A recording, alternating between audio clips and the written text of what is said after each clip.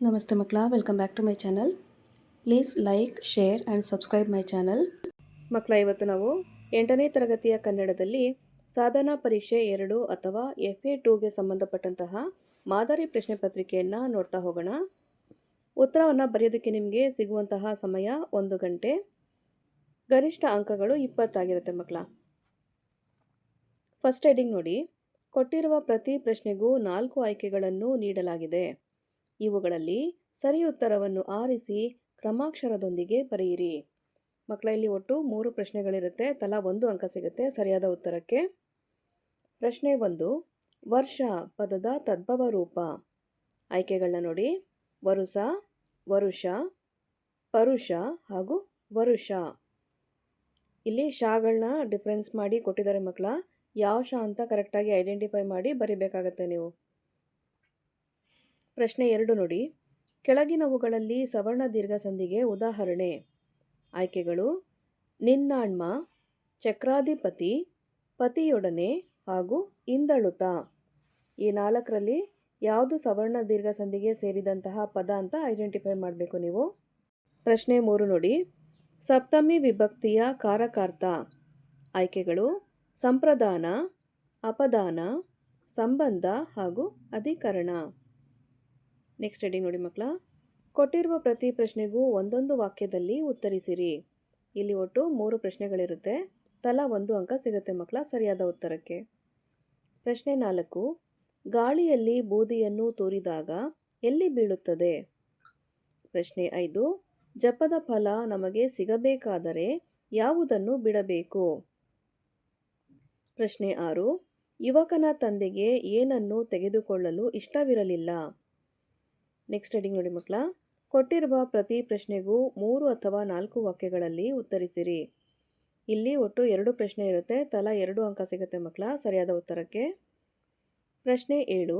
ರಾಜನು ನೀನಿರುವ ರೀತಿ ಸನ್ಯಾಸವಲ್ಲವೇ ಎನ್ನಲು ಕಾರಣವೇನು? ಪ್ರಶ್ನೆ 8.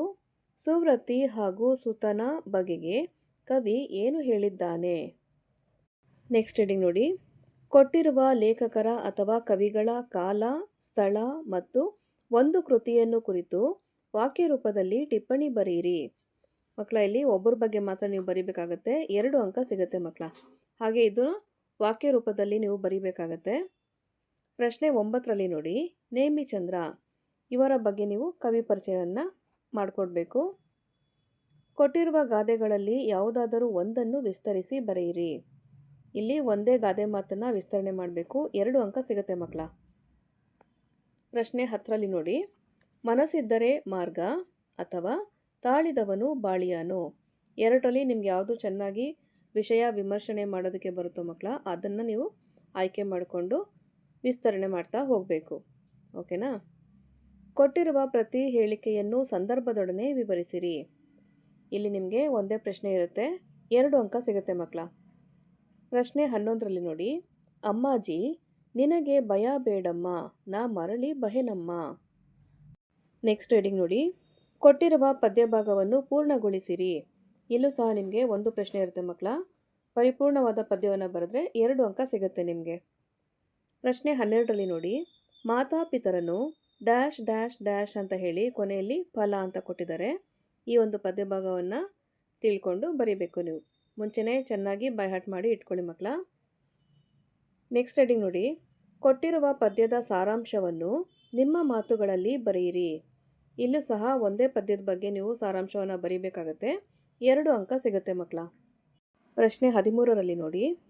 ಅತಿ ಗಂಭೀರನುದಾರ ಧೀರನು ಮಹಾಸಂಪನ್ನ ಸತ್ಯಾತ್ಮನು ಊರ್ಜಿತ ನಾನಾ ಲಿಪಿ ಭಾಷೆಯೋಳ್ ಪರಿಚಿತಂ ಲಂಚಕ್ಕೆ ಕೈ ನೀಡದಂ ವ್ರತ ಸದ್ಧರ್ಮ ವಿಚಾರಶಾಲಿ ಚತುರೋಪಾಯಂಗಳಂ ಬಲ್ಲವಂ ಪ್ರತಿಕಾರ್ಯಂ ವರಮಂತ್ರಿಯೈ ಹರಹರ ಶ್ರೀ ಚೆನ್ನಸೋಮೇಶ್ವರ.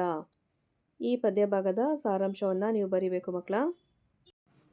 ಇಲ್ಲಿಗೆ 8ನೇ ತರಗತಿ ಕನ್ನಡದಲ್ಲಿ LBA ಆಧಾರಿತ ಸಾಧನಾ ಪರೀಕ್ಷೆ 2 ಅಥವಾ FA2ಗೆ ಸಂಬಂಧಪಟ್ಟಂತಹ ಮಾದರಿ ಪ್ರಶ್ನೆ ಪತ್ರಿಕೆ ಮುಕ್ತಾಯಗೊಂಡಿದೆ. ಈ ಒಂದು ವಿಡಿಯೋ ನಿಮಗೆ ಇಷ್ಟ ಆದಲ್ಲಿ ದಯವಿಟ್ಟು ನಮ್ಮ ಚಾನಲ್ನ ಲೈಕ್ ಮಾಡಿ, ಶೇರ್ ಮಾಡಿ, ಸಬ್ಸ್ಕ್ರೈಬ್ ಮಾಡಿಕೊಂಡು ನಾವು ಹಾಕುವಂಥ ಎಲ್ಲ ವಿಡಿಯೋನ ನೋಡ್ತಾ ನಮ್ಮನ್ನು ಎನ್ಕರೇಜ್ ಮಾಡ್ತಾ ಹೋಗಿ ಮಕ್ಕಳ. Thank you for watching. Bye bye.